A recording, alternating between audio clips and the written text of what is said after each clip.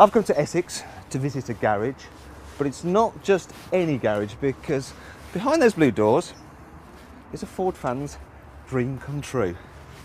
Behold, Ford's Heritage Workshop. I might get a little bit giggly because I'm rather excited.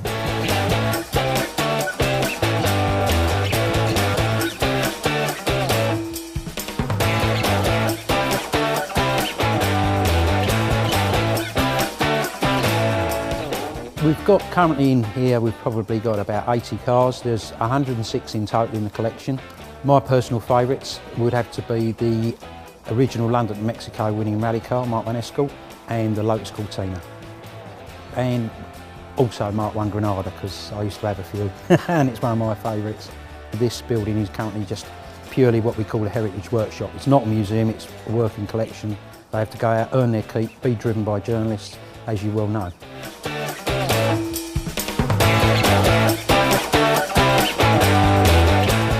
Being a Ford fan and getting to mooch around here and seeing all these famous models is a bit like being a film buff and going star spotting in Hollywood. In fact, wait a minute, is it a bird?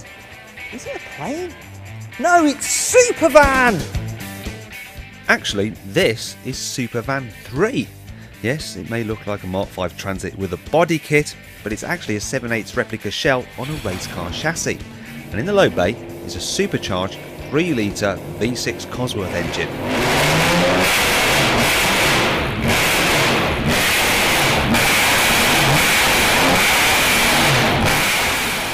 Having so many fantastic Fords at your disposal could make even the most jaded motoring journalist feel like a child in a sweet shop, and that makes it tough to decide which cars to try. So I'm going to drive 3 Fords I wanted to own and 3 Fords I actually did own, starting with the first car I ever bought, which was this. The second generation Ford Fiesta XR2 was built between 1984 to 1989 and used a 1.6 litre engine with 94 brake horsepower. With a 0 to 60 time of around 10 seconds and a top speed of 103 miles an hour, it's not exactly quick by today's standards, but it still sounds as good as ever. I'll tell you what, that rorty exhaust noise just brings back so many memories and so much fun. I love my car so much. I used to have many an argument with my friend who had a Peugeot 205 GTI that my car was better than his.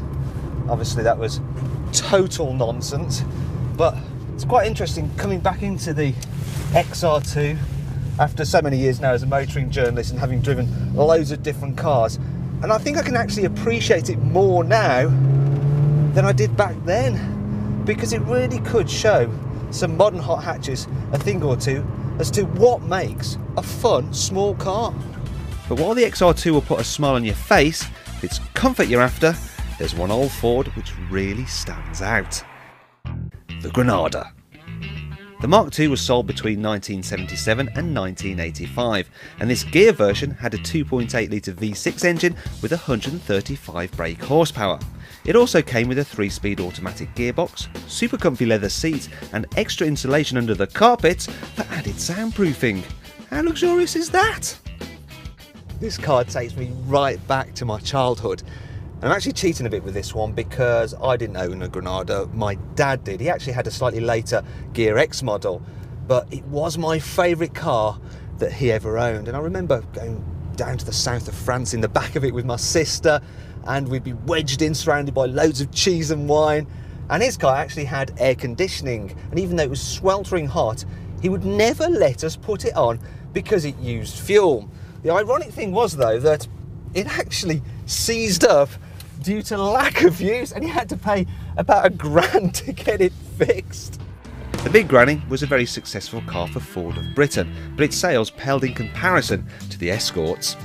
It was the UK's best-selling car in the 80s, and this Mark IV was available between 1986 and 1990. Most were manual versions, however, a few automatics were sold, though surviving examples like this one are now scarce. Each Ford Heritage car comes with a piece of paper with some information on it, and the one for this 1989 Ford Escort GL Auto has a line at the bottom which reads, After many years of faithful service, this car was donated to the Ford Heritage Collection by its owner, Mr. Matthew Watson, a motoring journalist on Auto Express. That's right, this was my car. I actually bought it back in 2004 off eBay for around 200 quid. We used it in a feature for the magazine to show how much cars had grown in size since the 80s and early 90s to the present day. Okay, so that's 3 Fords I've owned, but what about the Fords I wanted to own? Unfortunately, I can't drive the RS200 nor the Ford GT over there because, unfortunately, they're both being repaired. But there is another iconic Ford that I can drive. The Sierra Sapphire RS Cosworth. Thanks to its 2-litre turbocharged engine, it was a serious performance car that could worry a Ferrari 348. This particular 1992 model had 217 brake horsepower and was good for 0 to 60 in 6.6 seconds and had a top speed of 145 miles an hour. When I was a teenager, I wasn't that interested in the German stuff like, BMW M cars. This was the performance model I wanted, and they say you shouldn't meet your heroes, but I'm not disappointed in this Sierra Cosy at all because it really does feel special even today. When you put your foot down, you have a bit of lag, then the turbo kicks in and then it is proper quick. Now, most people preferred the whale tail version of the Sierra Cosworth. I preferred the Sapphire, this particular model, because it was more of a wolf in sheep's clothing. And this is the 4-wheel drive, so you've got some extra traction. And it's actually the very last Sierra Cosworth 4x4 ever made by Ford, so I've got to be very careful with it. However, the Cosy isn't the only last off-the-line car on Ford's heritage fleet. So is this 160 brake horsepower V6 powered Capri 280 Brooklands.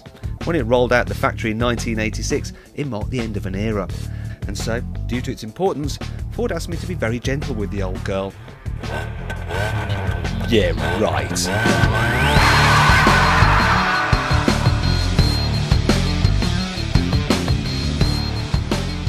I am the coolest man in the world right now. Actually, I'm probably not, but that's just the way the full Capri makes you feel. In fact, this is my favourite model to come out of Ford Europe. It's just such a special car. It looks proper, it drives proper, surprisingly well actually for an old girl, and it just feels special inside. It's fairly plush, you sit nice and low, you get a great view over that long bonnet. It's a man's car. In fact, I think my testosterone level has risen somewhat since driving this.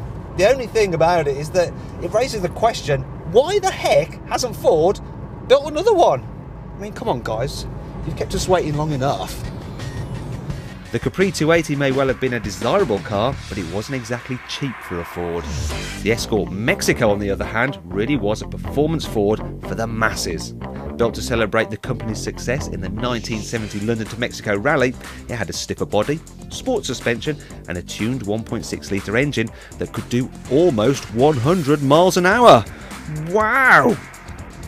This is the first car I ever remember actually wanting.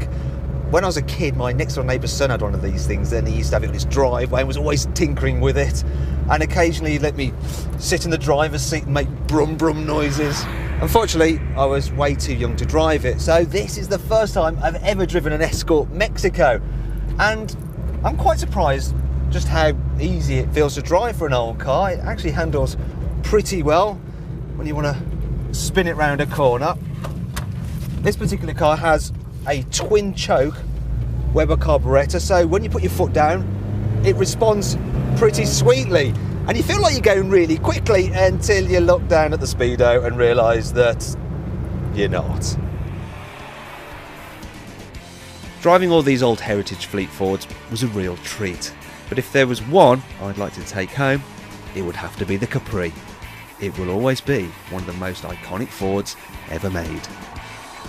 Well, I hope you enjoyed this trip down Ford memory lane with me.